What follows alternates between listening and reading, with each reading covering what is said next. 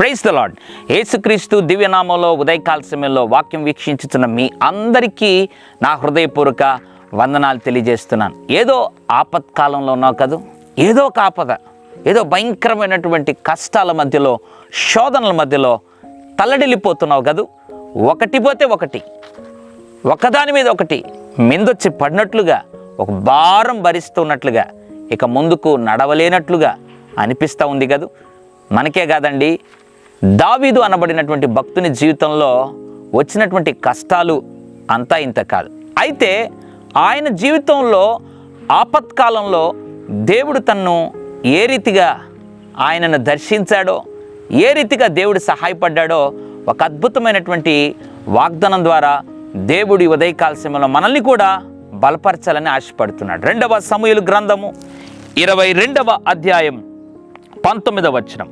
ఆపత్కాలమందు వారు నా మీదికి రాగా యెహోవా నన్ను ఆదుకొనెను, విశాలమైన స్థలమునకు నన్ను తోడుకొని వచ్చెను. ఎంత అద్భుతమైనటువంటి వాగ్దానం. దావీదు తన జీవితంలో సౌలు చేతిలో నుండి, తన శత్రువులందరి చేతిలో నుండి దేవుని ద్వారా విడిపించబడిన తర్వాత రాస్తున్నటువంటి అద్భుతమైన స్తుతి కీర్తన. ఈ కీర్తనలు అంటున్నాడు, ఆపత్కాలములో యెహోవా నన్ను ఆదుకున్నాడు. రెండవదిగా, విశాలమైన స్థలమునకు నన్ను తోడుకొని వచ్చాను. నీ జీవితంలో కూడా ఏదో ఆపత్కాలంలో ఉన్నావు కదూ.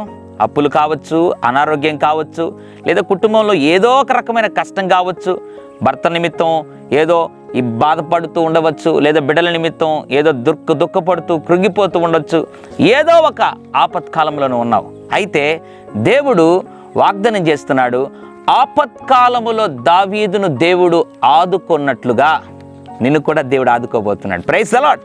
విశ్వాసంతో ఆపత్కాలంలో దావీదును ఆదుకున్న దేవా, నన్ను కూడా ఆదుకోబోతున్నందుకు స్తోత్రం అని నువ్వు పలకాలి. రెండవదిగా, అంత మాత్రం కాదు, ఆయన ఆదుకొని విడిచిపెట్టి వెళ్ళిపోయే దేవుడు మాత్రమే కాదు, ఆయన ఆదుకొని నీ జీవితాన్ని విశాల స్థలమునకు తోడుకొని రాబోతున్నాడు. ఇక నీ కుటుంబంలో ఇంతవరకు ఇరుకు ఇబ్బంది ఉండొచ్చు, ఇక మీదట విశాలత చూడబోతున్నాం.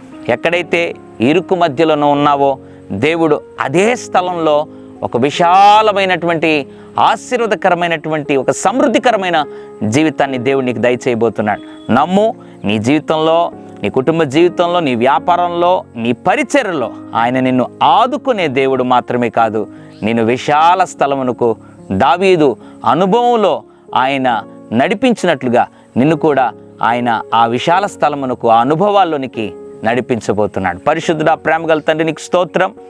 ఆపత్కాలంలో దావీదును ఆదుకున్నావు, విశాల స్థలమునకు తోడుకొని వచ్చావు. ఆ రీతిగా ఎంతమంది ఇరుకు ఇబ్బందుల్లో ఉన్నారో, ఆపత్కాలముల్లో ఉన్నారో, అపాయాల్లో ఉన్నారో, అస్వస్థతలో ఉన్నారో, వారిని ఒకసారి దర్శించి ఆదుకొని విశాల స్థలమునకు నడిపించబోతున్నందుకు మరొకసారి నాయన నీకు వందనాలు చెల్లిస్తూ, అట్లు ఆ కృప దయచేసినందుకు మరొకసారి స్తుతిస్తూ యేసు నామములో ప్రార్థిస్తున్నాను తండ్రి. ఆమేన్. God bless you.